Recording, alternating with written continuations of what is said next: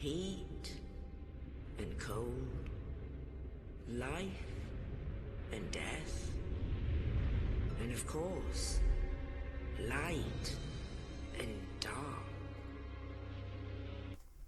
When I think about level design that is consistent, makes sense, and has intrinsic fun built into it, I think about the Soulsborne series. Let me explain. In Dark Souls games, usually if we can see something, we can get to it. There's no invisible wall, no teleport points that joins two different areas together, except for some areas like Sens to Anor Londo. No geography setup that isn't realistic. When you head down, and wouldn't miraculously appear on top of a mountain. Now what about the places we can see? Know we can get to, but don't know how? Do you know we can see the Duke's Archive from the Bell Gargle area? Or that we can see the tree that leads down to the Ash Lake from Firelink? That's the true test for level design beauty, is it not? For example, you can see many items around the Undead Burg, but most players wouldn't know how to get to them right away. So they explore, check the corners, check the doors, try the jumps, and they all make sense. There's no jump to the cliff and turn left. Suddenly, you can see a tunnel that leads to a hidden area for treasure that you wouldn't have known if you didn't jump. No, the architecture in Soulsborne games are logical and functional, and usually we can see our destination from multiple locations.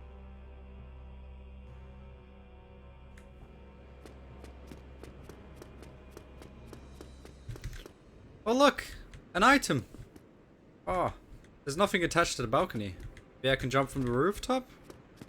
There must be a way to get down. Yeah! There's an opening. The dev team diligently left behind clues like a trail of breadcrumbs, and oftentimes they reward us for our curiosity. But there's more. Good item placement that 1 has lore implications, and 2 has meaning in itself, and is sometimes useful. For example, picking up a homeward bone before a boss fight. Or finding the ninja set which makes you impervious to poison in Blighttown because the ninja didn't die from poison, but from the fall. And then there's the loops. In most Soulsborne games, if you miss something in one area, you can always backtrack. That means the area cannot be a one-way street. It has to give the player the choice to choose between progress and further exploration. And so when we finally figured out a secret in a previous area, we can just go back. This may seem like a common thing, but it's really not. Many games, Japanese and Western alike, such as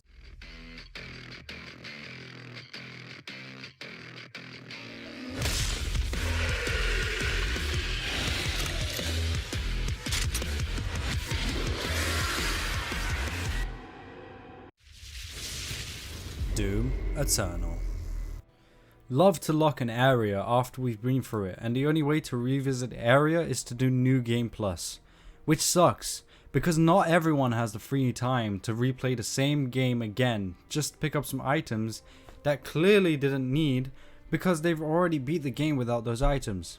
In addition, there's the enemy placement and bonfire placement. The Anor Londo archers players hate, there are only 2 of them. Yep, just 2. The game gave us a challenge once and got the point across, and you don't need me to tell you how good it feels to see a new bonfire if you've already played the game. It gives the player a sense of accomplishment after all the hard challenges they faced during their exploration, and also acts as a save point and leads to new locations. Finally, the shortcuts. If there's a case study on how to implement shortcuts properly, Soulsborne games are all we need. Hell, the Undead Burg alone has better shortcut designs than most AAA games combined, or Central Yharnam for Bloodborne. Miyazaki designed that level, and it shows. A carefully crafted military grade tool for the users to have fun with. One often underrated, although for good reason given how nebulous it is, aspect of it, I think, is from Miyazaki's grasp of player psychology. Level design can definitely be boiled down to technical, mechanical terms for the most part. It's something that can be and has been analysed objectively, but I firmly believe there's also a strong subjective element to it that's way harder to pin down, yet can be extremely important, even if not for everyone. It's the reason the interconnected world of Dark Souls feels so great compared to the sequels, even though technically it's not truly that different from choosing to do levels in a different order. It's the reason why people find it so cool when they discover they can see X from Y, even though that has absolutely zero impact on the gameplay in mechanical terms. And I don't think it's an accident that the Dark Souls series are games that excel at these sort of things, making every single game in this series literally have its own souls. It's not one thing, it's not a few things, it's doing all of these things right, and that becomes something greater than the mere sum.